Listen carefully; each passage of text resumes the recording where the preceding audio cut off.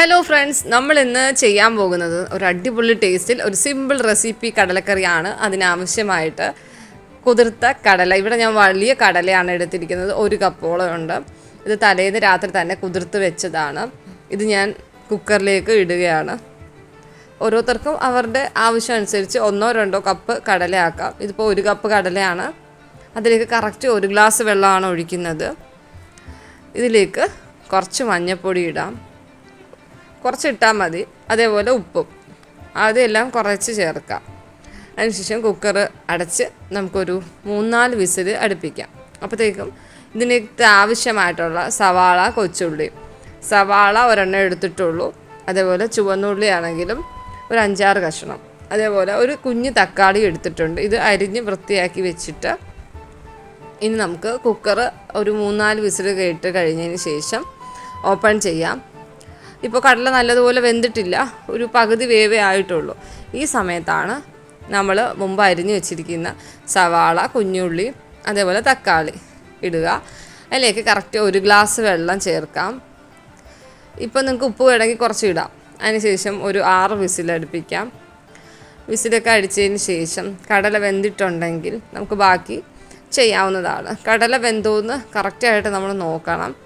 അത് ജസ്റ്റ് ഒരു കടല എടുത്തിട്ട് ജസ്റ്റ് ഒന്ന് ടച്ച് ചെയ്യുമ്പോൾ തന്നെ അത് നല്ലതുപോലെ വെന്തിട്ടുണ്ടെങ്കിൽ ഇങ്ങനെ ഉടഞ്ഞു വരും. അപ്പോൾ നമുക്ക് മനസ്സിലാവും. ഇനി നമ്മൾ ഇതിന് ടേസ്റ്റ് കൂട്ടാൻ വേണ്ടി ചെയ്യുന്നൊരു സീക്രട്ട്, വെന്ത കടല കുറച്ചൊരു 2-3 ടേബിൾ സ്പൂൺ എടുക്കാം. ചൂടാറുന്നവരെ നിങ്ങൾ വെയിറ്റ് ചെയ്യണം കേട്ടോ. ഇച്ചിരി വെള്ളം ഒഴിച്ച് വെക്കുക, അപ്പോൾ പെട്ടെന്ന് ചൂടാറും. അതിനുശേഷം മിക്സിയുടെ ജാറിലിട്ടിട്ട് ഒന്ന് നല്ലതുപോലെ പേസ്റ്റ് പോലെ അരച്ചെടുക്കുക. കുറച്ച് വെള്ളവും കൂടി ചേർത്ത് ഒന്നും കൂടി അരച്ചെടുത്തിട്ടുണ്ട്. ഇത് നമ്മൾ വെന്ത് വന്നിരിക്കുന്ന ആ കടലയിലേക്ക് ഒഴിക്കാം. ഒഴിച്ചിട്ട് നല്ലോണം മിക്സ് ചെയ്യുക. കുറച്ച് വെള്ളം വേണമെങ്കിൽ കുറച്ചും കൂടി ചേർക്കാം. കുറച്ച് ഗ്രേവി കൂടുതൽ വേണമെങ്കിൽ നിങ്ങൾക്ക് വെള്ളം കുറച്ചും കൂടി ചേർക്കാം. നല്ലതുപോലെ ഇളക്കിയതിന് ശേഷം കുറച്ച് തീയിൽ വെക്കുക. കുറഞ്ഞ ഫ്ലെയിമിൽ വെച്ചതിന് ശേഷം മുളക് പൊടി, ഇതിപ്പോൾ കാശ്മീരി ചില്ലിയാണ് ഞാൻ ചേർക്കുന്നത്, ചില്ലി പൗഡർ ഒരു 2 ടേബിൾ സ്പൂൺ ചേർക്കുന്നുണ്ട്. നിങ്ങൾക്ക് സാധാ മുളക് പൊടിയാണെങ്കിൽ അതും ചേർക്കാം. മല്ലിപ്പൊടി 3 ടേബിൾ സ്പൂൺ ചേർത്തിട്ടുണ്ട്. അതിന് ശേഷം മസാല നിങ്ങൾക്ക് എത്ര വേണമെങ്കിലും ചേർക്കാം. എന്ന് വെച്ചാൽ നല്ലൊരു മണം കിട്ടും. അതുകൊണ്ട് ഞാൻ 1 ടേബിൾ സ്പൂൺ മസാല ഇട്ടിട്ടുണ്ട്. അതേപോലെ കറിവേപ്പിലയും ഉണ്ടെങ്കിൽ ചേർക്കാം. നല്ലതുപോലെ മിക്സ് ചെയ്യാം. കറി നല്ലതുപോലെ വെട്ടിത്തിളയ്ക്കണം. അങ്ങനെ വെട്ടിത്തിളയ്ക്കുമ്പോൾ ആ കറി നല്ലോണം കുറുകി ഒരു പ്രത്യേക സ്മെല്ല് വരും.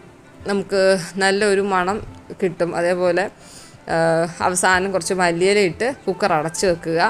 ഇനി നമ്മൾ കടുക് വറുക്കുമ്പോൾ സാധാരണ നമ്മൾ ചെയ്യുന്നത് പോലെ തന്നെ വെളിച്ചെണ്ണ ഒഴിക്കുക. അതൊന്ന് ചൂടായി വരുമ്പോൾ കടുക് ഇട്ടിട്ട് അത് പൊട്ടിക്കഴിയുമ്പോൾ ചെറുതായിട്ട് അരിഞ്ഞു വെച്ചിരിക്കുന്ന കുഞ്ഞുള്ളി അതിലേക്ക് ചേർക്കാം. അതിനുശേഷം നിങ്ങൾക്ക് കറിവേപ്പില ഉണ്ടെങ്കിൽ കറിവേപ്പില ഇടാം. അതുപോലെ ഉണക്കമുളക് ഉണ്ടെങ്കിൽ അതും ചേർക്കാം. ഇതിപ്പോൾ എൻ്റെ കയ്യിൽ കറിവേപ്പില മാത്രമേ ഉള്ളായിരുന്നു, അതുകൊണ്ട് ഞാൻ അതിട്ട് നല്ലതുപോലെ കടുക് വറുത്തു. ചിലവരൊക്കെ ഈ ജസ്റ്റ് ഒന്ന് ഇട്ട് പെട്ടെന്ന് അങ്ങ് ഒഴിക്കുന്നത് കാണാം. പക്ഷെ അങ്ങനെ അല്ല. നമ്മൾ ആ ഉള്ളിയുടെയൊക്കെ കളർ മാറി ഒരു ബ്രൗൺ നിറം ആവി, അപ്പോൾ മാത്രമേ നിങ്ങളത് ചേർക്കാവൂ. അതിനുശേഷം നല്ലതുപോലെ ഒന്ന് ഇളക്കി യോജിപ്പിക്കുക. ആ മല്ലിയില നമ്മൾ ലാസ്റ്റ് തന്നെ ചേർക്കണം, അപ്പോഴേ ആ കറക്റ്റ് മണം കിട്ടുള്ളൂ. ചിലവർ തിളപ്പിക്കുമ്പോൾ മല്ലിയില ചേർക്കും, അപ്പോൾ നമുക്ക് ആ കടലക്കറിയിൽ ആ സ്മെല്ല് കിട്ടില്ല. അതിനുശേഷം നമുക്ക് നല്ല അടിപൊളി കടലക്കറി റെഡിയായിട്ടുണ്ട്. വളരെ സിമ്പിൾ റെസിപ്പിയാണ്. ഒരുപാട് കാര്യങ്ങളോ അല്ലെങ്കിൽ തേങ്ങായോ അങ്ങനെയുള്ള ഒന്നുമില്ല. നമുക്കിത് ചപ്പാത്തിയുടെ, അപ്പത്തിൻ്റെ കൂടെ, ദോശയുടെ ഒക്കെ യൂസ് ചെയ്യാം. നല്ല ടേസ്റ്റുമാണ്. മക്കൾക്കൊക്കെ ഒരുപാട് ഇഷ്ടമാവും. അപ്പോൾ എല്ലാവരും